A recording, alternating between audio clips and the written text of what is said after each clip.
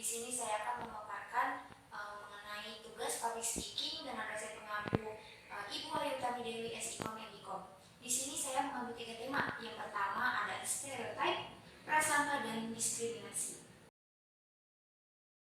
Oke, yang pertama ada stereotype. Nah, stereotype ini merupakan konsepsi yang secara tetap melekat pada kelompok tertentu. Ketika kita melakukan stereotype pada seseorang, maka yang akan kita lakukan pertama adalah mengidentifikasi seseorang tersebut, seperti melihat dari latar belakangnya. Nah, baru kemudian berpersepsi atas kemampuan individunya masing-masing. Nah, konsepsi yang melekat pada orang lain ini dapat bersifat negatif ataupun positif. Adapun jenis-jenis dalam stereotip, yang pertama ada stereotip gender antara kaum laki-laki dan perempuan tentang kepercayaan adanya perbedaan ciri dan peran yang dimiliki. Contohnya, laki-laki biasanya dianggap sebagai orang yang kuat, bekerja keras, dengan pola pikir yang rasional dan bertanggung jawab, sedangkan perempuan dianggap sebagai seseorang yang lemah lembut, kalem, bahkan anggun, sehingga banyak yang beranggapan bahwa laki-laki itu cenderung lebih kuat untuk melakukan pekerjaan daripada perempuan. Namun nyatanya banyak di luar sana perempuan yang mampu mengerjakan tugas laki-laki yang disebabkan karena perempuan itu memang multitasking atau juga adanya keterbatasan ekonomi tergantung dari lingkungan tertentu. Ada pula pemikiran masyarakat dan keluarga yang masih minim yang beranggapan bahwa perempuan tidak perlu untuk belajar tinggi-tinggi, menikah saja karena ujung-ujungnya berakhir di dapur dan mengurus anak. Tetapi faktanya, seseorang yang berpendidikan tinggi, ketika perempuan tersebut memiliki seorang anak, justru akan mempengaruhi faktor kecerdasan dari anak tersebut. Yang kedua ada stereotip dalam pekerjaan. Nah, ini tuh adanya perbedaan antara jenis pekerjaan yang sedang ditekuni. Contohnya, pandangan terhadap masyarakat tentang orang yang bekerja menjadi pegawai kantor merupakan pekerjaan yang dinilai mapan. Nah, tapi nyatanya setiap orang pasti memiliki hak untuk memilih pekerjaan yang membuatnya tidak hanya mapan, tapi juga merasa nyaman dan juga bahagia dalam melakukan pekerjaannya.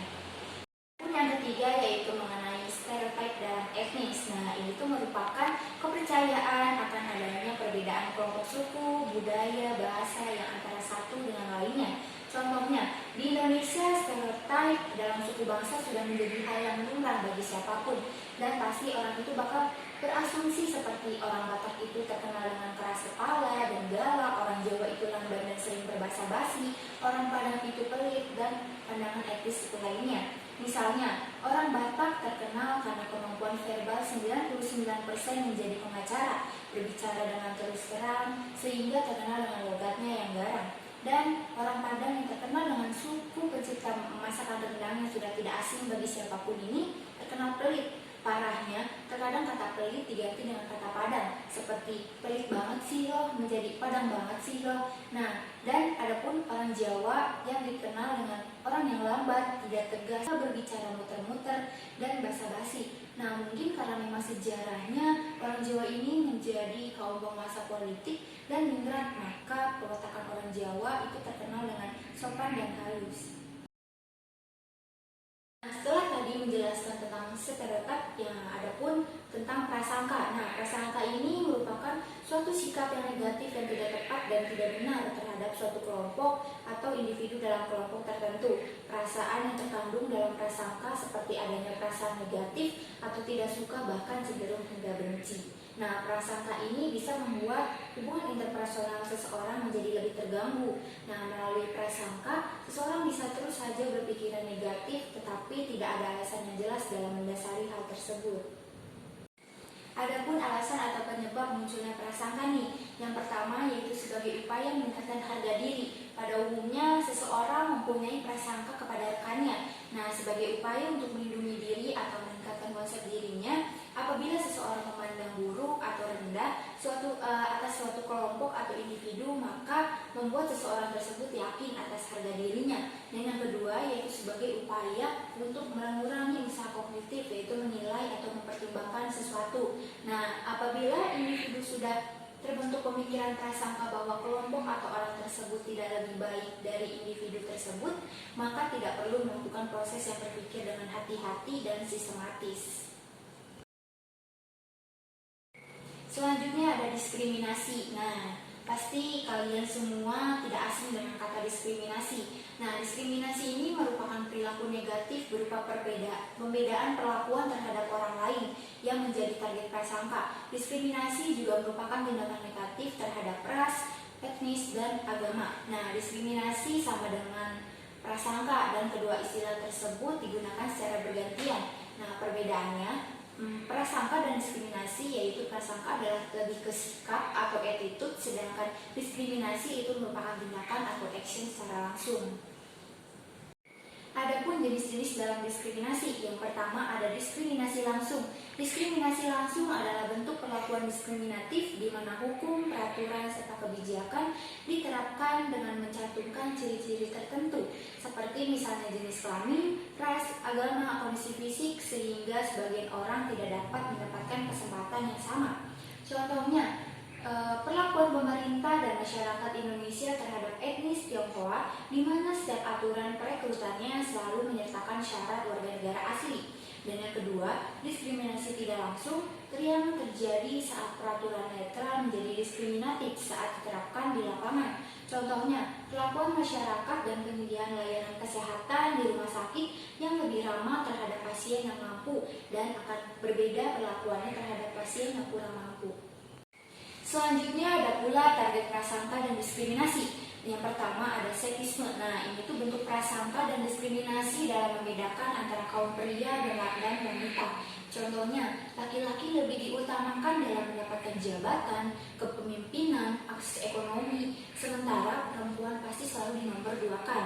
Dan yang kedua ada rasisme. Nah, rasisme ini merupakan diskriminasi terhadap kaum ras. Contohnya, adanya penggolongan antara manusia yang berkulit hitam dan berkulit putih, di mana orang yang berkulit hitam dibatasi dan dihiraukan ketika mengutarakan suatu pendapatnya dibanding dengan kaum orang yang berkulit putih.